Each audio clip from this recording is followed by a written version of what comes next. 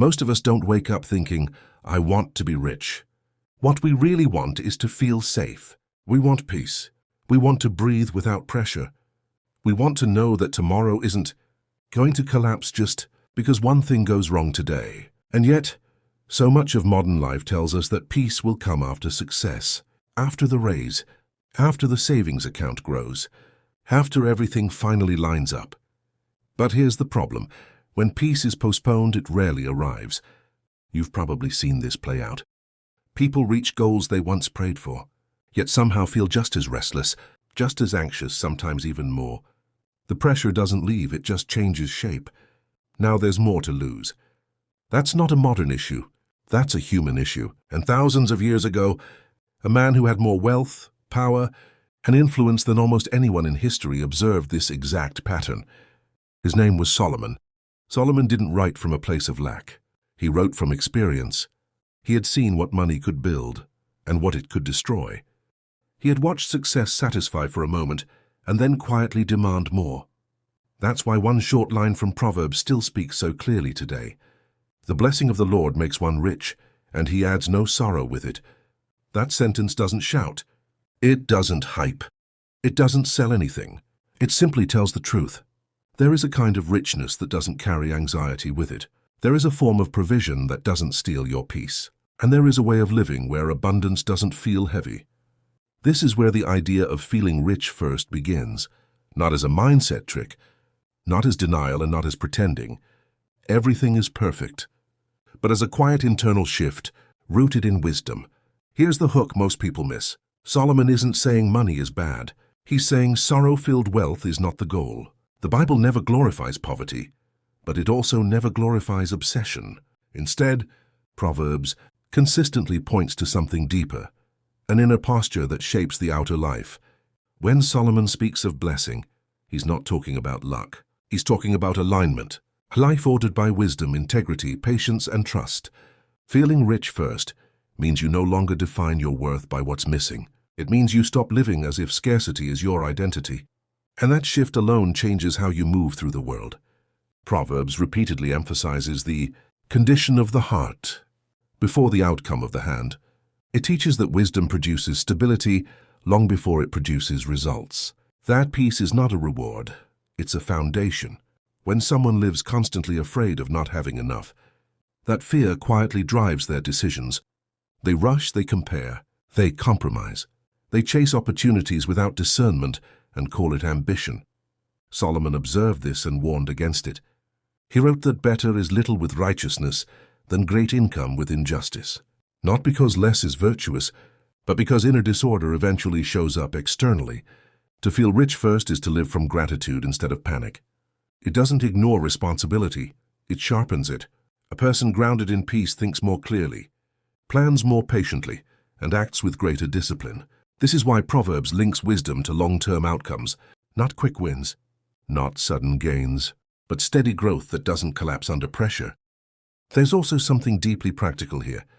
When you believe your life already has value, you stop trying to prove it. When you trust that provision doesn't depend solely on your control, you stop carrying everything alone. Solomon understood that anxiety is expensive. It costs sleep. It costs relationships. It costs health. And eventually it costs joy. That's the sorrow Proverbs 10:22 is talking about. Not sadness, but the hidden weight that comes with chasing gain without grounding. The blessing of the Lord doesn't add that weight. It adds clarity. When your foundation is wisdom, you're not easily shaken by fluctuations. You don't overreact to temporary setbacks or temporary successes. You're steady. And steadiness attracts opportunity.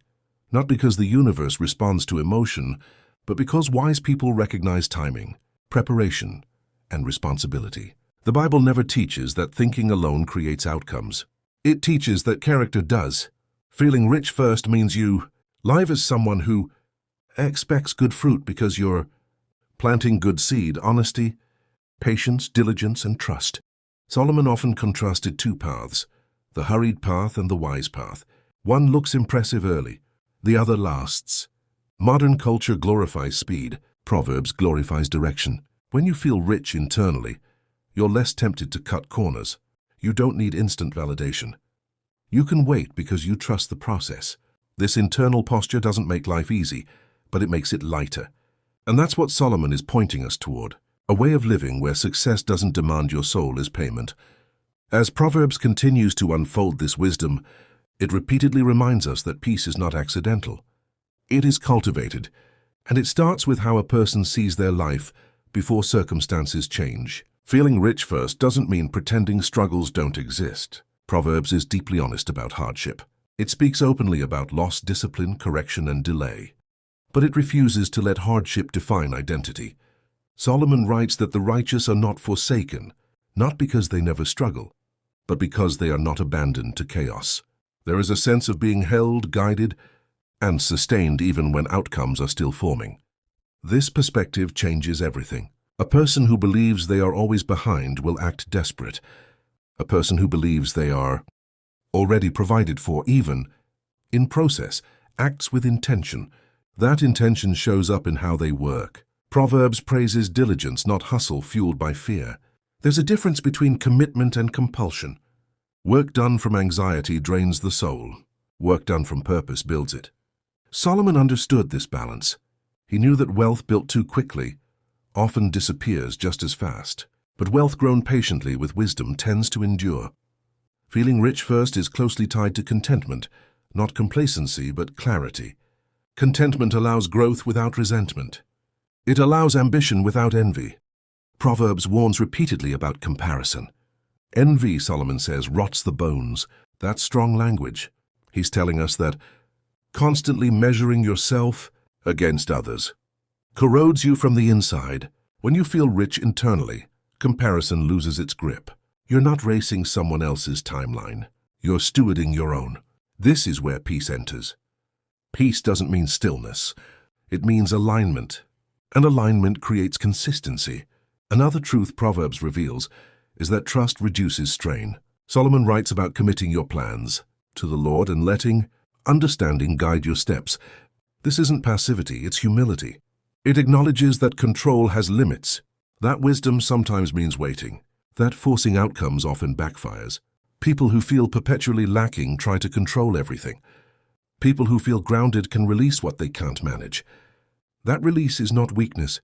It's strength rooted in trust. And trust, according to Proverbs, is a source of security, not because life becomes predictable, but because fear no longer dominates. This is why Solomon could say that the blessing of the Lord adds no sorrow. Sorrow comes when gain is tied to fear. Fear of loss, fear of judgment, fear of not being enough. When provision flows from wisdom and integrity, it doesn't carry that fear. Even relationships are affected by this posture. Proverbs speaks often about generosity, not just financial, but emotional and relational. A person who feels rich is more open-handed. They don't cling. They don't hoard. They understand that generosity doesn't reduce them. It reflects abundance already present. This doesn't mean giving recklessly. Proverbs also emphasizes discernment. But generosity flows naturally when scarcity is no longer the dominant story. Solomon also addresses integrity. He warns that dishonest gain brings trouble into a household. Again, not because money itself is corrupt, but because misalignment always produces tension. Integrity simplifies life. You don't have to remember who you pretended to be. You don't have to protect fragile images. That simplicity feels like richness. When your conscience is clear, rest comes easier. And rest is a form of wealth. The modern world often dismisses this kind of richness because it can't be measured easily. But Proverbs insists that peace, wisdom, and favor are better than silver and gold. Not instead of, but better, because money without wisdom creates noise. Wisdom creates direction. Feeling rich first means you stop postponing gratitude. You recognize provision even while striving. You acknowledge growth even while learning. Solomon didn't deny ambition. He refined it. He pointed ambition away from accumulation and toward understanding. He taught that wisdom protects, guides, and preserves what effort builds. This kind of life doesn't rely on hype. It grows quietly. It looks ordinary from the outside, but it's stable on the inside. And stability is rare. That's why Solomon's words endure. They're not flashy. They're true. The blessing of the Lord makes one rich, not hurried, not anxious, not divided, but whole. And wholeness is the deepest form of prosperity. When you feel rich first, you don't chase. You choose. You don't panic, you plan. You don't grasp, you grow. This isn't about convincing yourself of something unreal. It's about aligning yourself with wisdom that has proven itself across generations. Solomon invites us to redefine success, not by how much we gather, but by how peacefully we live while building. And that invitation still stands, not as pressure, not as propaganda, but as wisdom, quietly waiting to be practiced.